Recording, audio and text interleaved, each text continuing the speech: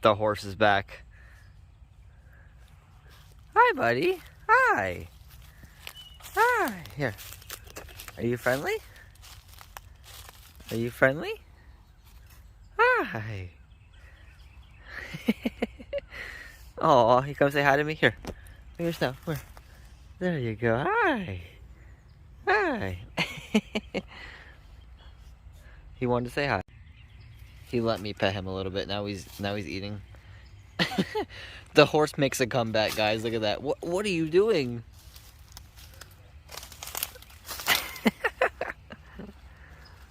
Is it good?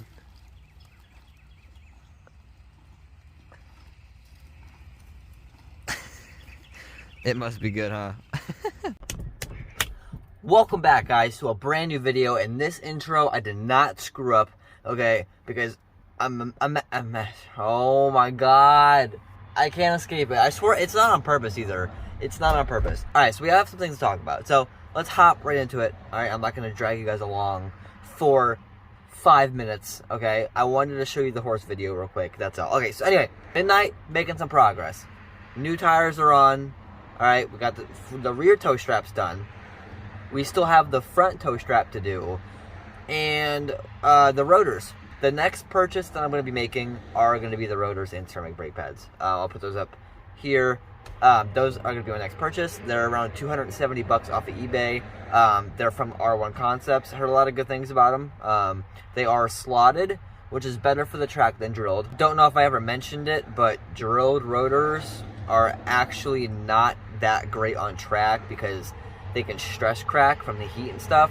The last thing that I want to do is crack a rotor, so I want slot it instead, and they should be plenty efficient and good for me because I'm not pushing a lot of power. I'm stock still, so I don't need like some Brembo kit or anything. I'm good with what that kit is. So that's my next purchase.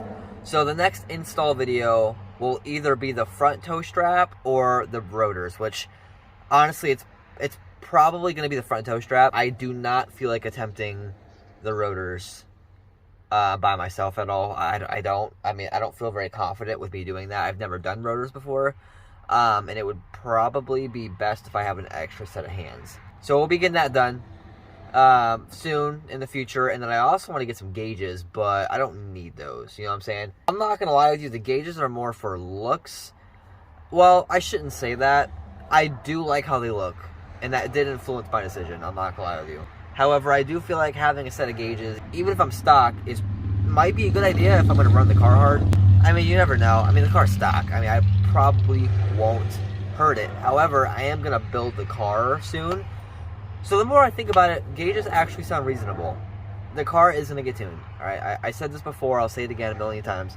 I'm not leaving it stock, okay? I built it backwards from what other people do. I bought that car originally to go full bolt-on with it, but you guys saw the very first videos of this channel where I wasn't doing well financially at all. I had no money to spend on it, and I don't feel like spending money on it right now anyway, because right now I'm getting the car to be able to handle its own power effectively. Now, yeah, you're probably thinking, well, it's a SI is from the factory stock, track just fine. What are you talking about? I'm talking like a full send. Like, I'm talking like I wanted to get the best lap time I can personally out of that car using not like cheap mods, but like I guess like mid-grade mod, you know what I'm saying? Because I'm not going for Brembo brakes, you know, I'm not going for wheels right now. I'm lowered, I'm not in coils though, but whatever. Either way, I'm trying to get as much performance extracted out of that car with some basic suspension and brake mods before I put any power to it.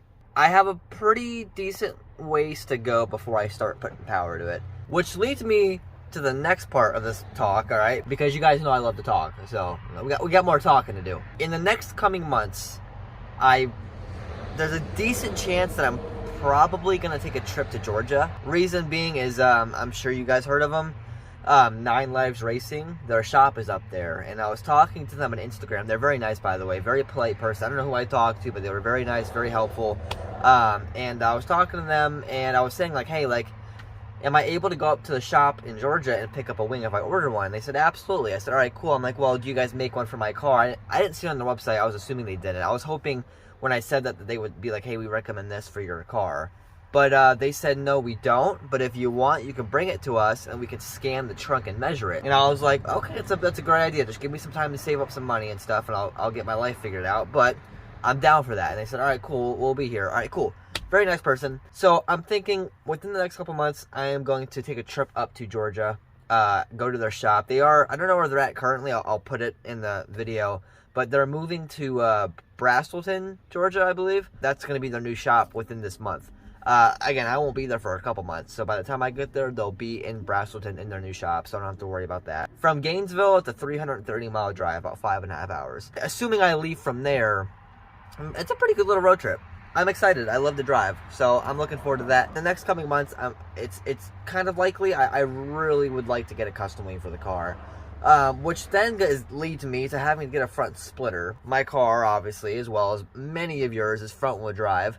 Adding downforce to the rear will help a little bit, but at the same time, if it's too much, which is probably going to be, it's going to defeat the purpose. You know what I'm saying? Because then I'm putting so much downforce to the rear, the front is not going to have much. It's going to probably lift the front a little bit, and when it's a front-wheel drive car, I'm going to be losing traction. So what that means is a front splitter, so I can equal it out. They also make front splitters, so I could have them do that as well. Again, this is stuff I'm still thinking about, but this is what I want to do. I want to get this car to the point where I can be flat out in corners that I shouldn't be flat out in, and it hook. You know what I'm saying? I want it to hook no matter what, with the stock power. After that, I will have the confidence in knowing that the car can handle some really extreme driving, and then I'll start adding power to it. Now, I'm working backwards, and it sounds maybe stupid to you guys, but it's actually kind of smart, because I want to be able to send that car into a corner full speed. You know, obviously not every corner you can do that, but certain corners, like long sweeping ones, I want to be able to send it full speed without having to worry about letting off, because I have a lot of grip. That way I feel confident, I have a peace of mind, and I can start adding power to it. Obviously, when you add power, you know, you're going to start to push the limits of the car itself, but I'm assuming with all the work I've done, especially with the aero that I want to do, this car should be hooked to the ground, and I'm talking like some serious aero too. I'm not talking like some little splitter that comes out like this much. I'm talking like a half a foot from the bumper at least. Like, I'm talking like a pretty big splitter. We'll see how it goes. Again, this is months from now, guys. We have a lot to do. This is just talk right now, but this is what I want to do right now. This is my idea. It might change. We'll see. I mean, like I said, the car right now is ready to go to the track. I want to take extra steps. I'm not ready to go to the track yet. There's some stuff that I want to do still, so we're going to be doing it. Anyways, brakes first, with the brake pads, of course. We'll get that situated, and then that will be the end of this of the suspension and brakes.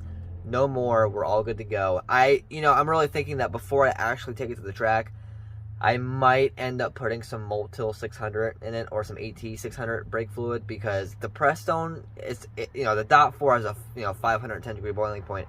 With the modal, I don't know how you pronounce it, you get a 570 degree boiling point, so an extra 60 degrees. Now, I really doubt I'll boil that dot 4, even if it's Prestone, but just the extra step, I don't know, again, because I'm going to be pushing this car hard, so I want to make sure it can withstand the force of Jesse, okay, because I am a force to be reckoned with, guys. I'm not like some professional race car driver, obviously I know that, but I do like to push the limits of this car. And I do, but never on the track. It's a lot different on the track than it is on the street, because on the track, it's a lot more consecutive beating. It's for minutes and minutes at a time, half an hour track session versus a little 30-second rip on a road. Those are two very different things, guys, all right? If you guys think that ripping on a road is the same as a track, it is not. Maybe the corners and maybe you cornering and apexing is, yeah. But as far as the conditions your car is going through, it's not. Your car is going through a lot more abuse on a track due to the prolonged periods of heat and stress that you're putting the car under. So, that's something I have to account for, and so I want to make sure this car is in the best possible condition for it, to be in when I take it to the track. Now, it's overkill probably, yeah, but, I'm going to add power to it. It's not going to stay stock.